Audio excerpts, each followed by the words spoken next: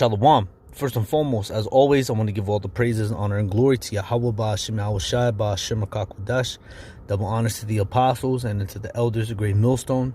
GMS who tell me this truth. Honors to all the Akim out there that's pushing out this truth with all sincerity and in faith. And to Wada YAHAWAH, YAHAWASHI, for allowing me to come back with another lesson. And the title of this lesson is going to be Weapons of Mass Destruction. And the weapons of, when you look up that term, and we're going to look it up right now, weapons of mass destruction. According to Wikipedia, a weapon of mass destruction is a nuclear, radiological, chemical, biological, or any other weapon that can kill and bring significant harm to numerous individuals or cause great damage to artificial structures, natural structures, or the biosphere. All right. And that is what the Most High, YAHAWAH, is going to use to take out this place, America, Babylon. All right, he's going to use nuclear missiles, all right, nuclear fire, okay? And this will bring, all right, significant harm to numerous individuals, all right? A great number of individuals, a whole lot of people, okay? And that is the sword of YAHAWASHI. This is a weapon in which YAHAWASHI has created, okay? And he only used you Edomites to create it, all right? You know, you Edomites, you don't have any, you don't take any, you shouldn't take any credit. All the credit goes to YAHAWASHI. But no, Esau, you know, he's a proud, demon, you know. But these are the weapons in which YAHAWASHI is going to use to take out this place called America, man. Okay. So the first precept that I wanted to come out with is in the book of Revelations, chapter 6, verse 4, and it says, "And there went out another horse that was red." And now that horse represents Esau, Edom, okay? And it says, "And there went out another horse that was red, and power was given unto him that sat thereon to take peace from the earth." And that's what you Edomites have done. You have taken peace from the earth, man. Okay? You know, everything's a mourning. All right? From the trees to the people to the animals. You know? The air, everything has its peace taken from it. All right, and it's all your fault. It's all Esau, Edom's fault, man, because you're the one who is in rulership right now. Okay, you're the one who has been given the world. You know, the earth has been given into the hands of the wicked, which is who's the wicked. Malachi, the first chapter. So go ahead and read that chapter. Okay. And it says, "And there went out another horse that was red, and power was given unto him." You see, and that's the thing, you know, the Most High, he gives. And matter of fact, well, that's what Job said, you know. See, and that's the thing. The Most High, if he has the power to give, he has the power also to take away. Okay, this is Job 1:21, and he said. So again, it says, "And said," or let me start at 20. "Then Job rose up and rent his mantle and shaved his head and fell down upon the ground and worshipped and said, Naked came I out of my mother's womb, and naked shall I return thither. The Lord give, and the Lord hath taken away. Blessed be the name of the Most High." You see? So the Job, he understood that it's the Lord, our power, YAHAWAH, he gives, and he also has the capability of taking away as well. All right? So let's read on. Coming back here, Revelations 6:4, "And there went out another horse that was red, and power was given." And that power in which Esau has is soon going to be taken from him, all right? The power, it says, "And power was given unto him that sat thereon to take peace from the earth, and that they should kill one another." It says, "And that they should kill one another, and there was given to him a great sword." And what's that great sword? These missiles right here, okay? All right, these are the weapons of mass destruction. These are the things in which are going to level this place, man. All right. And it's the Most High who created it, all right. The scriptures talk about how what is that?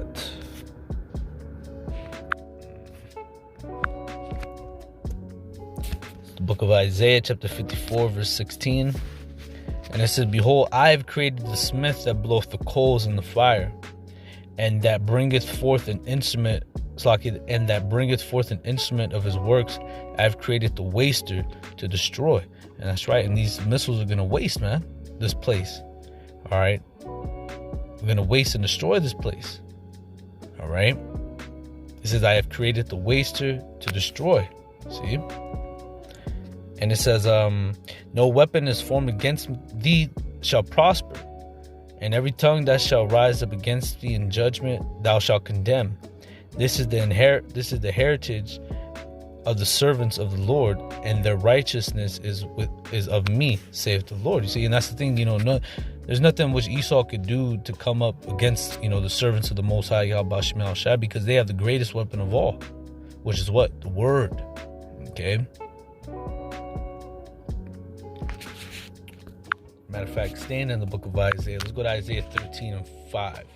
And it says, they come from a far country, from the end of heaven, even the Lord, and the weapons of his indignation destroy the whole land. You see, and it says they come from a far country. That's talking about those missiles, man, because they come from one end of the earth even to the other. All right, and those are the weapons of what? The Most High's, the Lord's indignation, meaning his wrath, his anger. Okay, to what? To destroy the whole land. And those weapons of mass destruction are capable of destroying, not only just states, but countries, man. All right. I believe I forget what the name of it's called, but there's a missile that these nations have that can destroy 4 states, man. And that's the thing, the Most High, he's going to have many of these missiles, all right? Many of the warheads, all right?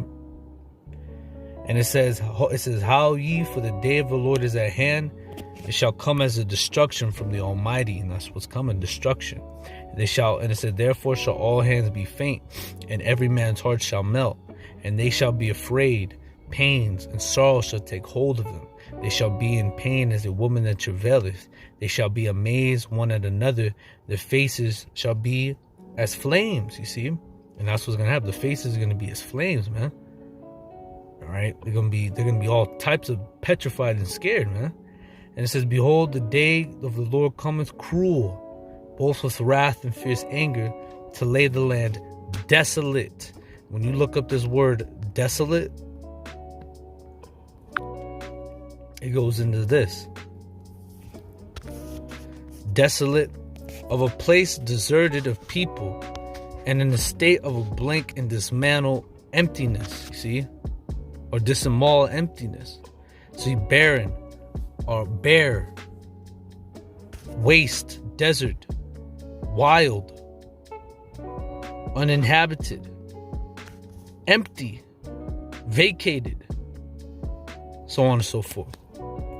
And that's what this place is going to be. America is going to be completely desolate. And it says to lay the land desolate, and he shall destroy the sinners thereof, because those that dwell in this land, you're going to be destroyed with it as well, man. Okay. And it says, for the stars of heaven and the constellations of shall not give their light, and the sun shall be darkened in his going forth, and the moon shall not cause the light to shine. I will punish the world for their evil, and the wicked for their iniquity.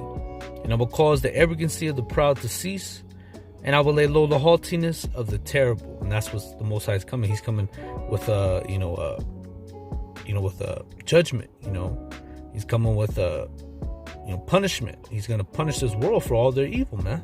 All right, and one of the main ways he's going to take this place out is by those missiles, man. That's going to be the grand finale, the main event. So from here, let's go to the book of Amos. This is the book of Amos, chapter 9, verse 8. Behold, the eyes of the Lord Yahawah are upon the sinful kingdom. Now, this is referring to Israel. All right. Now, this also does apply to this kingdom, America, okay? Behold, the eyes of the Lord are upon the sinful kingdom and I will destroy it from off the face of the earth. Saving, I will not utterly destroy the house of Jacob, because the Most High, he has his remnant, his friends that will be preserved and saved in the times to come, in the time of judgment. Okay, that's pretty much it right there. So from here, let's go to what I wanted to grab. Oh yeah, I'm gonna grab it just on Google. 2nd Ezra 16.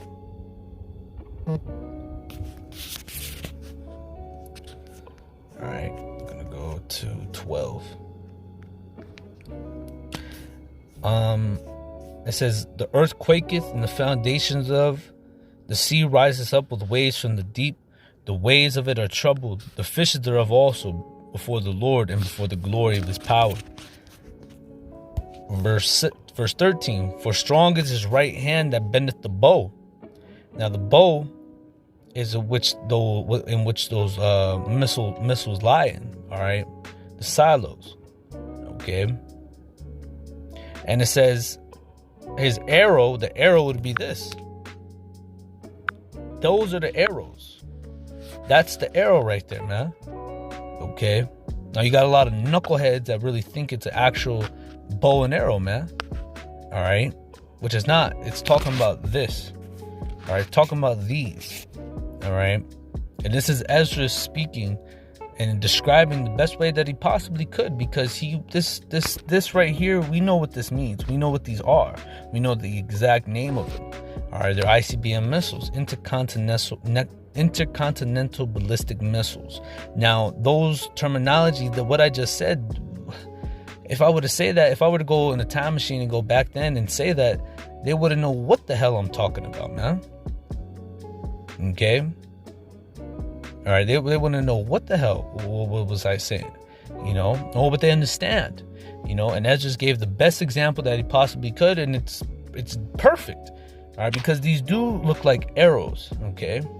And they do fly such as an arrow, except these arrows do a lot more damage. Much more damage than a regular arrow in which you shoot from a bow, crossbow, I mean, they still can kill, but one is much greater than the other, okay? So that would be the arrows in which Ezra is talking about. His arrows that he shooteth are sharp and shall not miss, and that's the thing, these missiles will not miss when they begin to be shot into the ends of the world, and that's what's coming, man, those missiles, okay?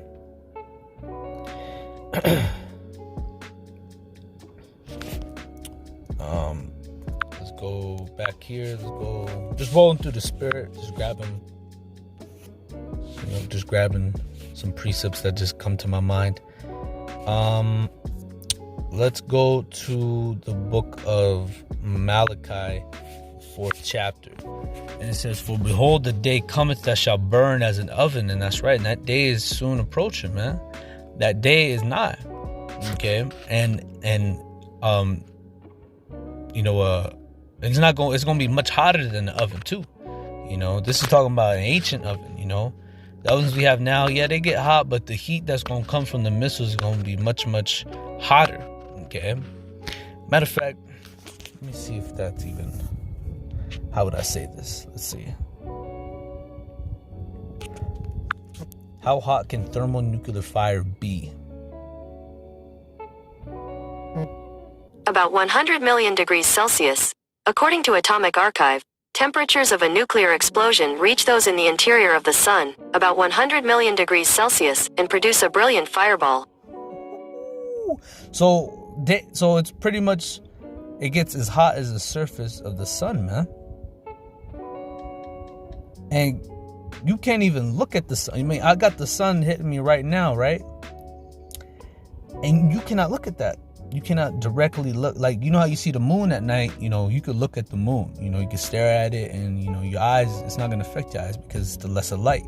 The scriptures refer to, when you go to the book of Revelations, the book of Genesis, talks about the greater light to rule the day and the lesser light to rule the night. See, the lesser light would be the moon. Now, the moon we can look at, it's not we ain't going to go blind. But you try to stare at the sun, man, you're going to hurt yourself, man. Okay, now you can't look at it. How much more of you trying to stop it from coming upon your skin, your flesh, man? It's over at that point, man. Once these missiles hit, man, there's gonna be no escape, man. All right, the only way that you're gonna be able to escape if you enter into those chariots in which the elect are gonna be beamed up in. Okay, and that's what we hope and pray that we are part of. That we are part of that number, man. That we, us men, we be a part of the elect. That we be chosen or exempt from the judgment to come. But for the rest of you people, you will not be able to escape unless you're an elite, of the Rothschilds, or an elite Edomite, an elite Moabite, or elite Ammonite, or an elite Ishmaelite, because those are the ones that are going to be able to escape this. They already got the escape plan going. They already know where they're going to go when these things start when they start to be made known. Okay, they're going to be able to escape, but they're going to be able to escape only to what? To be slaves, to be captives to the Israelites. Okay, but this is how hot that damn missile, that damn nuclear bomb can be. Wow, and I just looked this up right here. It says, is nuclear bomb hotter than the sun? And it says it is much hotter. The surface of the full developed nuclear fireball is up to 8,000 K, while the sun surface, it says while the surface of the sun is 5,778 K, the temperature of the center of the sun is 15.7 million K. Okay, now that's just the surface of the sun. So the nuclear bomb itself is much more hotter than the surface of the sun, but the center of the sun is greater. Okay.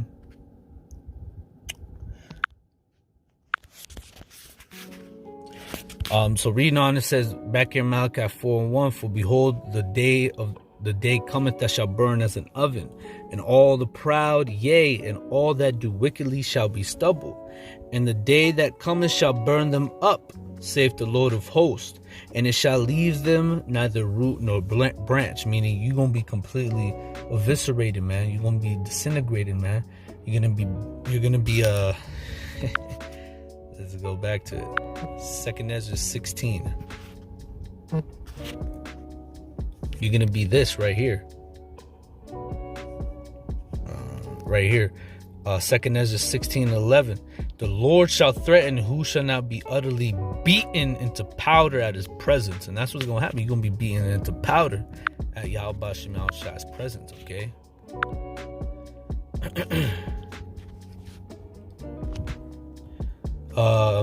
So reading on verse 2, but unto you that fear my name shall the Son of Righteousness arise with healing in his wings, and ye shall go forth and grow up as calves of the stall, and ye shall tread down the wicked. And that's right. And when I read this, I think of that scene in the movie The Terminator, in the beginning when the machine stepped on the skull.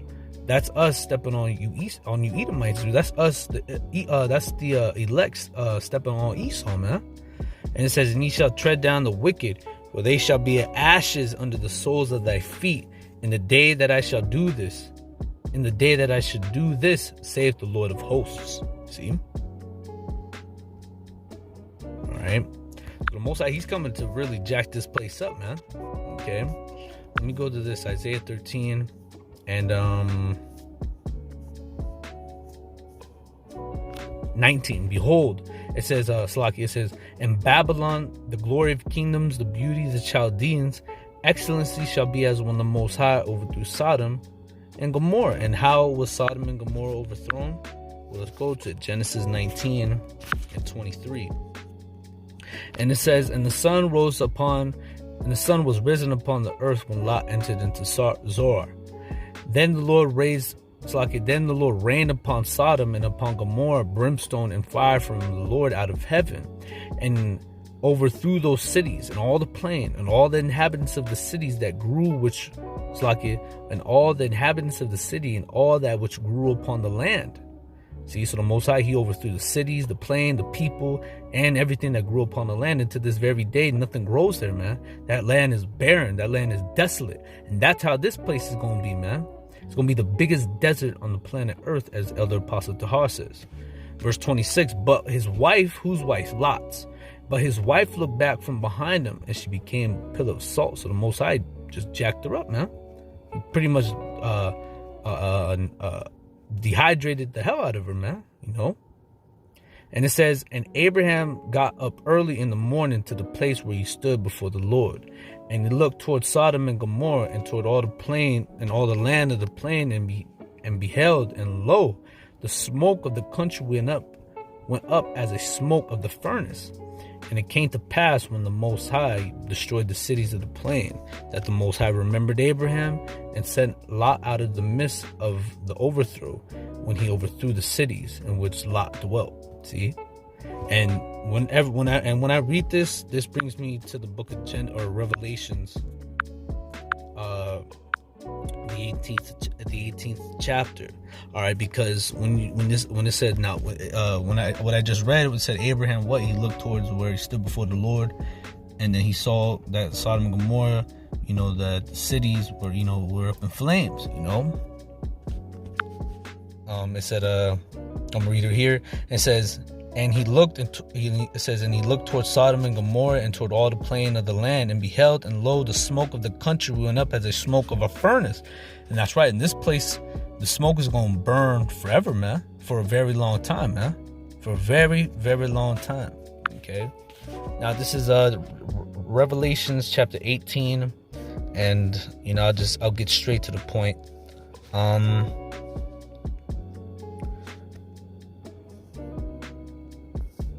15, Revelations 18 and 15. The merchant of the things of things which were made rich by her shall stand afar off, and it says shall stand afar off for the fear of her torment, weeping and wailing, and saying, alas, alas, that great city which was clothed in fine linen, purple and scarlet, and decked with gold and precious stones and pearls. For in 1 hour so great riches is come to naught. So in 1 hour is going to come to naught, man. All these things are going to be dissolved, man. Okay, that's why First John the 2nd chapter goes into what the earth passeth away and the world passeth away and the lust thereof. All right, this world is going to pass away, and it's going to pass away in 1 hour, man. And every shipmaster and all the company of ships and sailors, and as many as trade by sea, stood afar off, and cried when they saw the smoke of her burning, saying, what city is like unto this great city? And they cast dust on their heads and cried, weeping and wailing, saying, alas, alas, that great city wherein were made rich all that had ships in the sea by reason of her consolation. For in 1 hour she is made desolate. And that's how this place is going to go out. It's going to be in 1 hour. It's going to be desolate, man. Okay? But when you read the 18th verse, it talked about and cried when they saw the smoke of her burning. And I always remember what Abraham saw. He saw the smoke of, Sodom and Gomorrah burning. So it said the smoke went up as a furnace, as a burning furnace, roughly paraphrasing. Okay? And that's how the Most High is going to take this place out, man. All right, with fire. All right, which is going to come from those missiles. This is the book of Joel, chapter 2, verse 1. Behold, it says, blow ye the trumpet in Zion, and sound an alarm in my holy mountain. Now, Zion, we know that that's a place, but before it was a place, it was a people. Okay. Now it says, blow ye the trumpet in Zion, and sound an alarm in my holy mountain. Let all the inhabitants of the land tremble, for the day of the Lord cometh, for it is nigh at hand. And that's right, and that day is very near. It says, a day of darkness and gloominess, a day of clouds and of thick darkness. A day, it says, as the morning spread upon the mountains, a great people and a strong, that hath not been ever the like, neither shall be any more after it, even to the years of many generations. Now, when it talks about a great people and a strong, this isn't talking about people. Those are talking about those missiles, man, because they're going to create so much smoke, which is going to be a lot of darkness and gloominess, okay? Thick darkness, okay? All right, and it says, the great people when they strong, there has not been ever the like, because the missiles in which the Most High has had this devil created, there's never been any weapon on the earth that has been like, you know. That's why, you know, I'm gonna title this "Weapons of Mass Destruction," man, because this weapon in which YAHAWASHI has created, there's no greater weapon. You know, I mean, the greatest weapon, in my opinion, would be this word. But, you know, to destroy and to kill and to slaughter, it'd be those missiles, man. You know, because that's a part of the Most High's arsenal, his army, you know, his weapons, you know, the weapons of his indignation. Okay. And it says, a fire devours before them, and behind them a flame burneth. It says, the land is as the garden of Eden before them, and behind them a desolate wilderness. Yea, the northern, it says the northern shall, it says, Salakia, yea, and nothing, Salakia, nothing shall escape. And that's right. Now, when it says the land, it says and the land is as the garden of Eden before them, because when this thing happens, man, these people gonna be just, you know, walking about their everyday lives, man.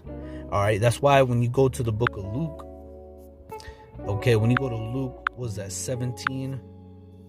I believe it's 18, might be 17 though. I just want to check. Y'all, here it is. Luke 17 and 26. As it was in the days of Noah, so shall it also be. So it's like, so shall it be also in the days of the Son of Man. Okay. Now, what were they doing in the days of Noah? We're about to read it. It says they did eat, they drank, they married wives, and they were given in marriage until the day that Noah entered into the ark, and the flood came and destroyed them all. You see? So these people were just going about their regular day, waking up, making their coffee, all right, cooking the bacon, doing whatever they do every morning, you know. And then sudden destruction came upon them. Okay? Because Noah entered the ark, and what happened? The flood came and destroyed them all. All right. Likewise, verse 28. Likewise, also, as it was in the days of Lot, they did eat, they drank, they bought, they sold, they planted, they builded. So these people were just living the regular life, man. You know, not having a care in the world, not worrying about anything that might, you know, come to harm them. All right. But verse 29 says this: but the same day that Lot went out of Sodom, it rained fire and brimstone from heaven and destroyed them all. See?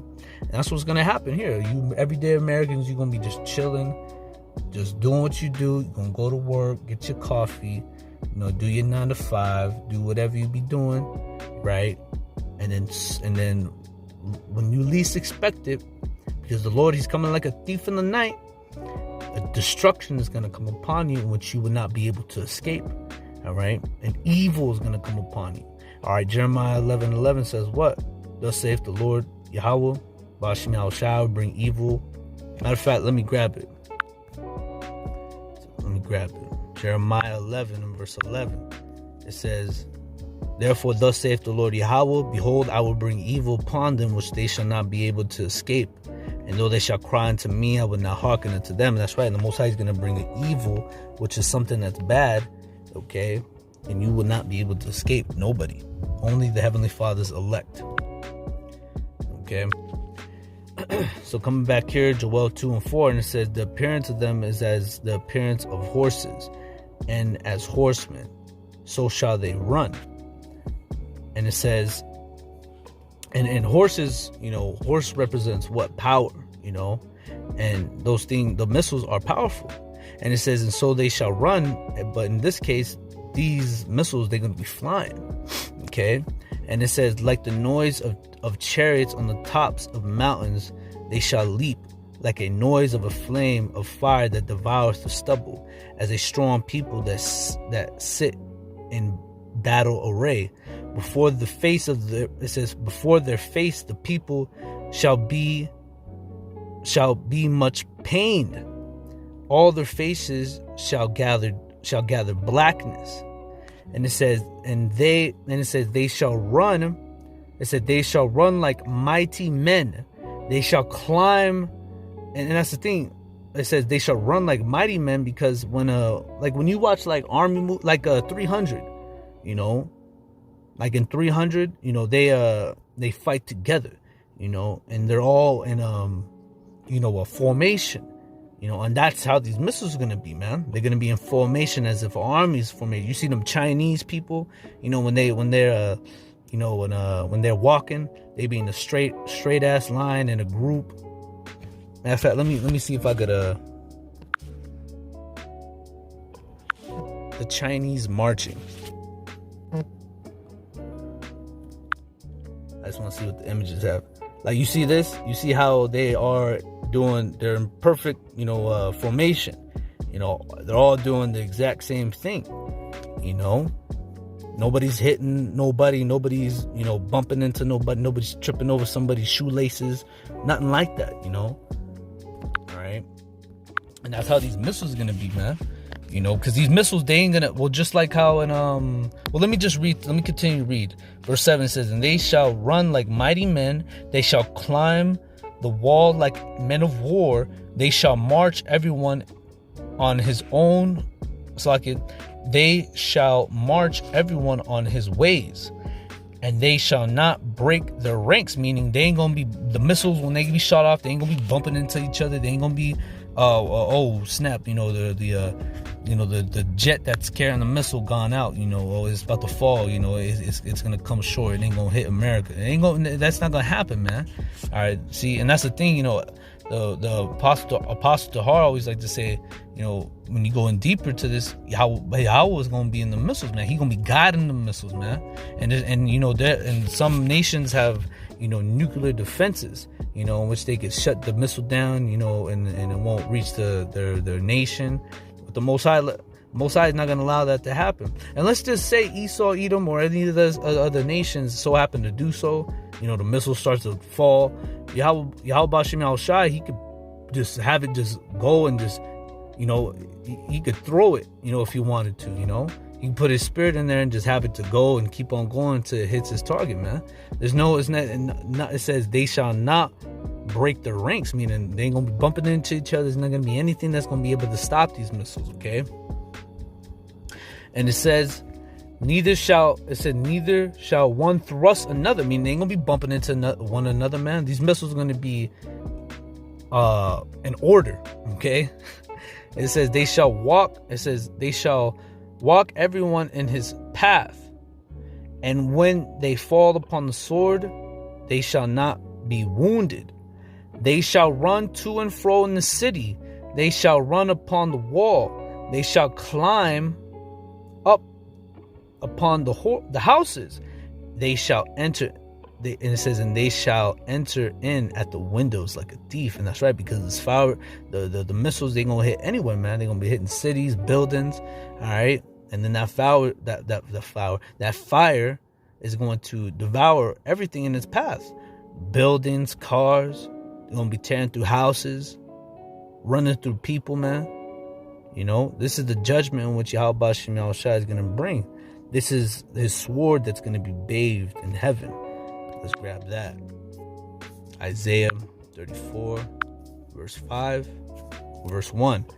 Come near, ye nations, to hear, and hearken, ye people. Let the earth hear, and all that there is, and all that therein,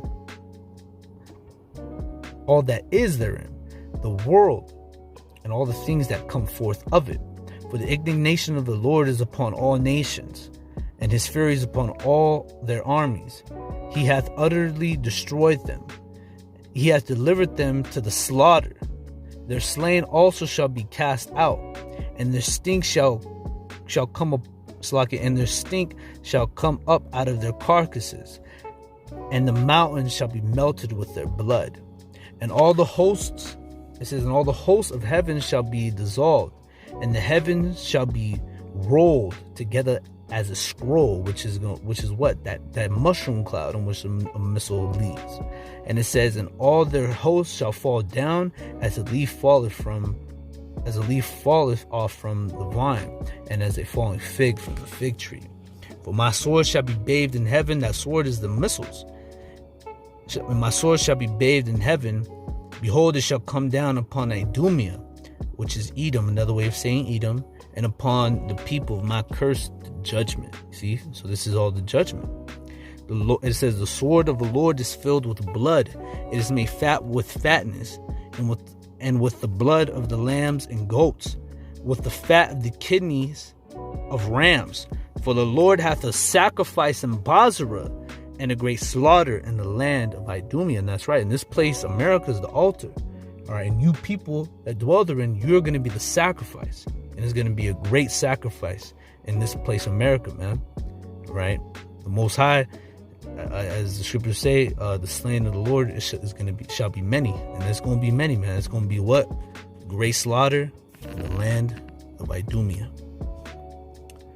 So, with that, brothers, I'm going to go ahead and end it off there through the Spirit. I pray and I hope that this lesson was edifying, exhorting, and comforting. As always, I want to give all praises, honor, and glory to Yahawah, Ba'ashim, YAHAWASHI, Ba'ashim, Rakakwadash. Double honors to the apostles and unto the elders of Great Millstone, GMS, for telling me this truth. Honors to all the Akim out there that's pushing out this truth with all sincerity and in faith.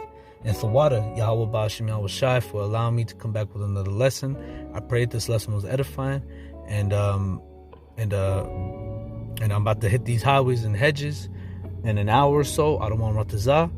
And and after that, if the Spirit allows, come back with some more lessons, because there's a whole lot going around, a whole lot going on in this world, and at any moment, the Most High, he could have, the scriptures say, they shall say peace and safety, then sudden destruction cometh upon them. And that sudden destruction can happen at any moment in the times in which we live in. That's why we're supposed to be watching, praying, and working. So, with that, I'm going to say shalom.